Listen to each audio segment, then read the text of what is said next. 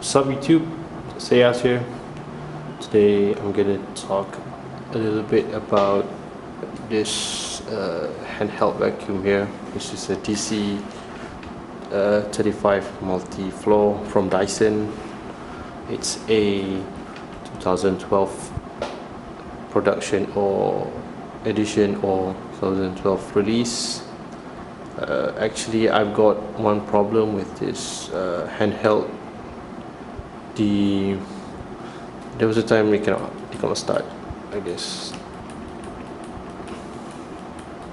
So I do some checkup. I sent it to a Dyson center in PJ, but they say it's because of many problems. One of those are batteries. So I searched online and I bought this, a new one. This is a OEM battery. Looks most likely very identical to the Dyson one. It's an original battery, but sadly it still doesn't start. So today I'm going to do a video on how you can do your own personal troubleshooting on your machine, your DC35 if you got this.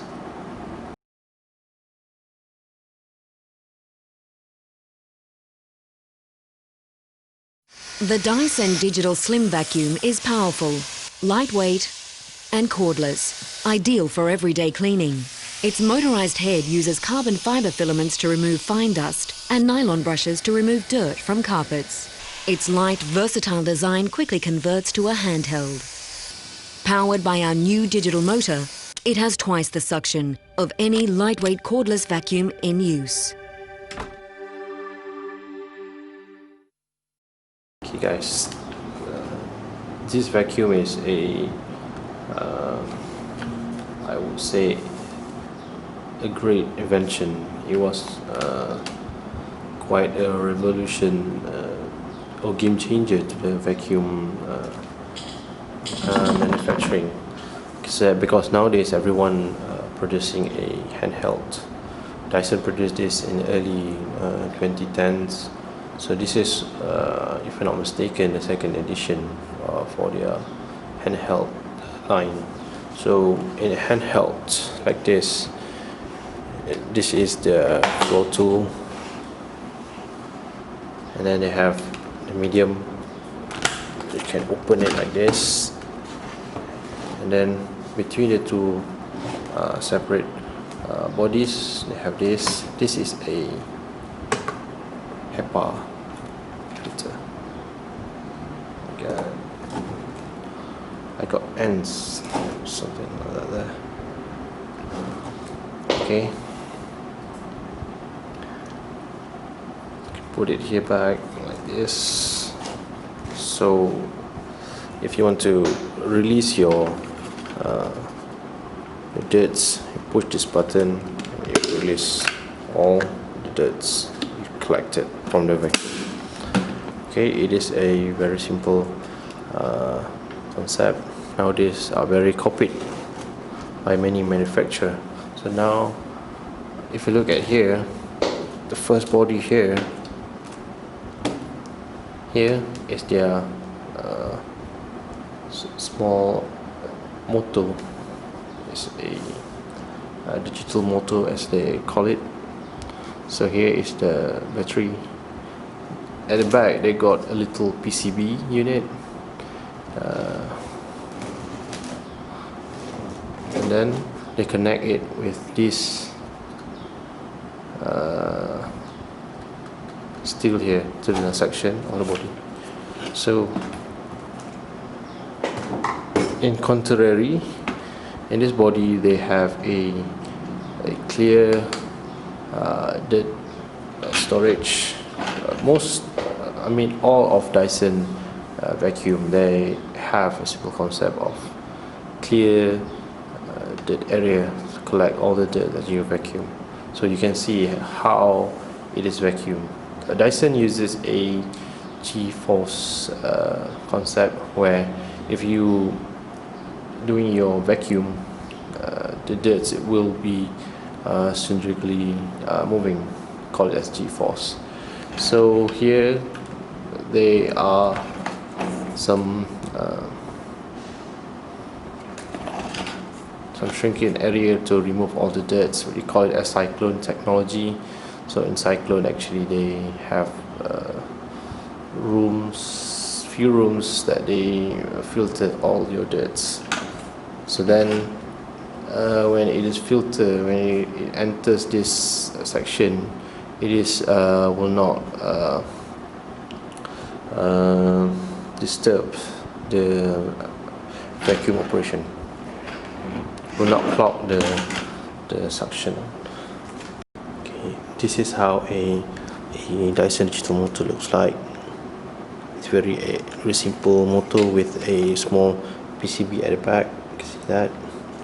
So this is the rotor impeller moving. This is like ceramic material, and then they have this few wiring for PCBs. So with that, another PCBs for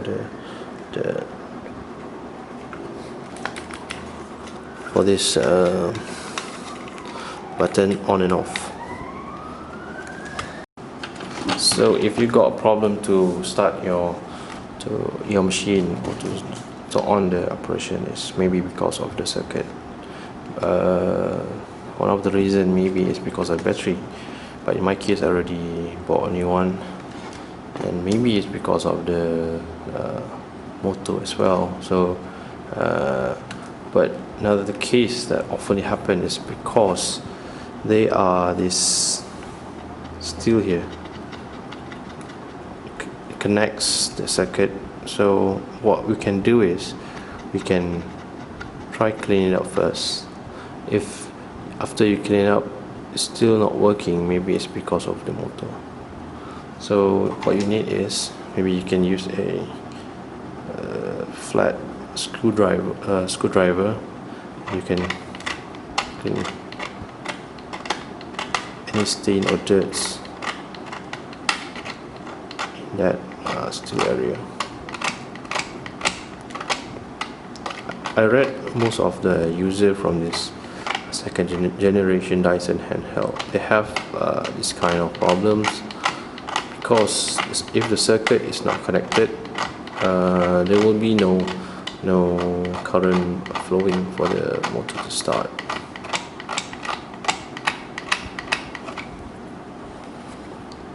So I see I got some stain here, so I clean it up with that. This is a sandpaper to make the area a bit finer.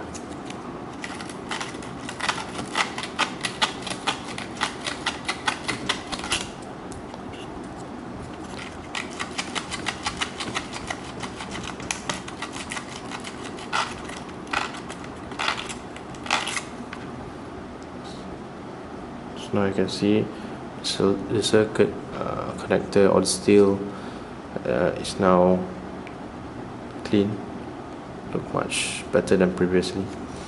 So now another one circuit connector is below the battery. See here, sorry. You can also clean here as well.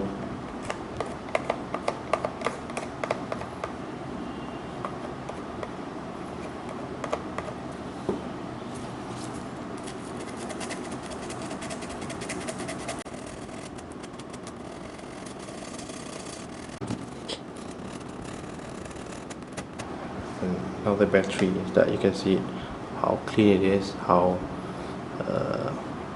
clear it is from any stain. So you can expect that the older battery needed some cleaning to do as well.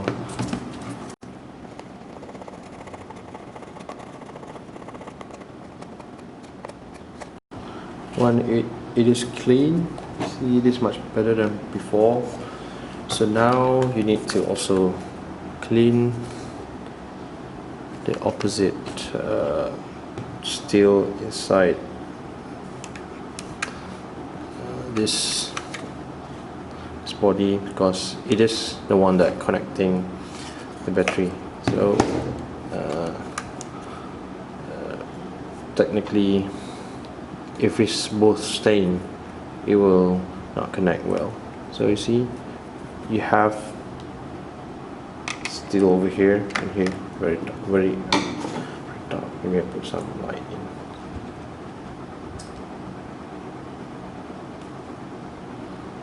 See that?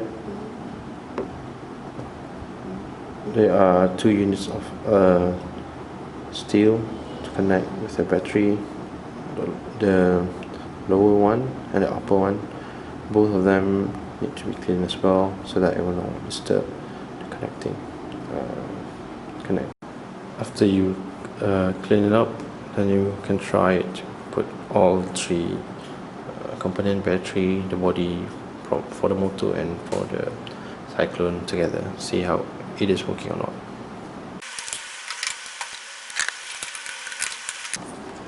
I tried a few times. What I did is I tried to push the 2 bodies together first, see that because of other issue like it is not properly connected or so forth. So now try to push the button, if it's working or not. Let's try it.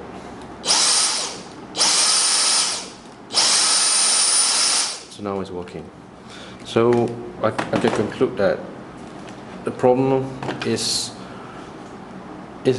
not the battery, but it's the connection. Even though from the center they say it is a battery and many other issues, but I can conclude that you need to clean your stain from the connecting steel for the circuit to connect together again. So now I can use it to vacuum as usual. Since this is one of the earliest handheld from Dyson, doesn't have that long wand. I've been searching that as well, so I can use it for my floor vacuuming, but as I call the center, I cannot get it anymore because it's not in stock anymore. And if you have a different unit of handheld, make sure that you have the right one to connect it, because they have a different connector here. Socket are different. I called the Dyson Center asking if I can use a different one unit. They say it's a very different one unit to the successor. So for time being, I'm still looking for the old one or second hand if there's still somebody selling it. You also can attach with common Dyson floor tool like this one, because it doesn't use any socket for the Dyson motor tool. See here, if you have a proper tool, one tool you can connect to a Dyson motor hand tool or floor tool.